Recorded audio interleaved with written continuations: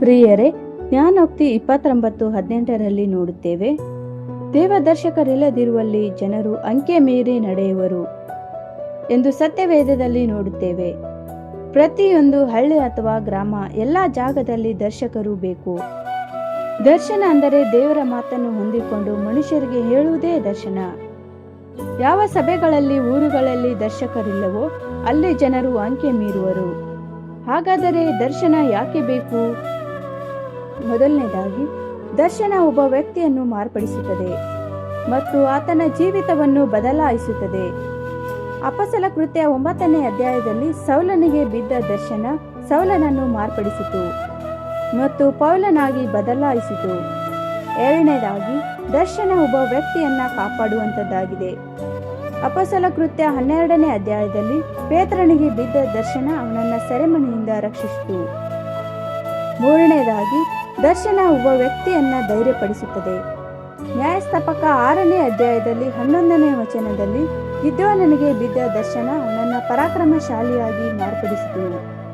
ನಾಲ್ಕನೇದಾಗಿ, ದರ್ಶನ ಒಬ್ಬ ವ್ಯಕ್ತಿಯನ್ನ ಪಶ್ಚಾತ್ತಾಪ ಪಡಿಸುತ್ತದೆ. ಯೆಶಾಯ 6ನೇ ಅಧ್ಯಾಯದಲ್ಲಿ ಯೆಶಾಯನನ್ನು ಪಶ್ಚಾತ್ತಾಪ ಪಡುವಂತೆ ಮಾಡುತ್ತದೆ. ಐದನೇದಾಗಿ, ದರ್ಶನ ಒಬ್ಬ ವ್ಯಕ್ತಿಯನ್ನ ನಂಬಿಗಸ್ತರನ್ನಾಗಿ ಮಾಡುತ್ತದೆ. ಆದಿಕಾಂಡ 12ನೇ ಅಧ್ಯಾಯದಲ್ಲಿ ಅಬ್ರಹಾಮನಿಗೆ ಬಿದ್ದ ದರ್ಶನ ಅವನನ್ನ ನಂಬಿಗಸ್ತನನ್ನಾಗಿ ಮಾಡಿತು. ಆರನೇದಾಗಿ, ದರ್ಶನ ಎಂಬುದು ನಮ್ಮನ್ನ ಪರಿಶುದ್ಧರಾಗಿ ಮಾಡುತ್ತದೆ. ಯೆಶಾಯ 6ನೇ ಅಧ್ಯಾಯದಲ್ಲಿ ಯೆಶಾಯನಿಗೆ ಬಿದ್ದ ದರ್ಶನ ಅವನನ್ನ ಪರಿಶುದ್ಧನನ್ನಾಗಿ ಮಾಡಿತು. ಏಳನೇದಾಗಿ, ದರ್ಶನ ಒಬ್ಬ ವ್ಯಕ್ತಿಯನ್ನ ಆಶೀರ್ವದಿಸುತ್ತದೆ. ಆದಿಕಾಂಡ 32ನೇ ಅಧ್ಯಾಯ 25ನೇ ವಚನದಲ್ಲಿ ಯಾಕೋಬನಿಗೆ ಬಿದ್ದ ದರ್ಶನ ಯಾಕೋಬನನ್ನು ಇಸ್ರಾಯೇಲ್ನಾಗಿ ಆಶೀರ್ವದಿಸಿತು. ಆದ್ದರಿಂದ ದರ್ಶನ ಪ್ರತಿಯೊಬ್ಬ ವ್ಯಕ್ತಿಗೂ, ಪ್ರತಿಯೊಂದು ಸಭೆಗೂ ಬಹಳ ಮುಖ್ಯ.